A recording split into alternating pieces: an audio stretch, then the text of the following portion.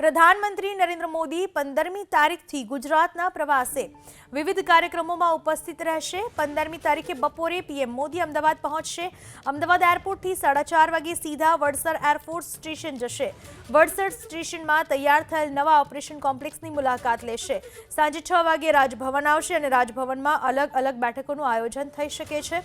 16મી સપ્ટેમ્બરે સવારે મહાત્મા મંદિરમાં કાર્યક્રમમાં હાજર રહેશે। તો સવારે 10 વાગે ચોથી ગ્લોબલ રીઇન્વેસ્ટ રિન્યુએબલ એનર્જી સમિટનું શરૂઆત કરાવશે। બપોરે 12 વાગે રાજભવન પરત આવશે। 1:30 વાગે ગાંધીનગરના સેક્ટર 1 મેટ્રો સ્ટેશનની મુલાકાત અને ગિફ્ટ સિટી સુધી ટ્રાવેલ કરશે। 3:30 વાગે જીએમડીસીમાં યોજાનાર કાર્યક્રમમાં હાજરી આપશે। સાંજે 6 વાગે રાજભવન પરત આવશે અને રાત્રિ રોકાણ રાજભવનમાં કરશે। 17મી સપ્ટેમ્બરે સવારે 9 વાગે ભુવનેશ્વર જવા રવાના થશે।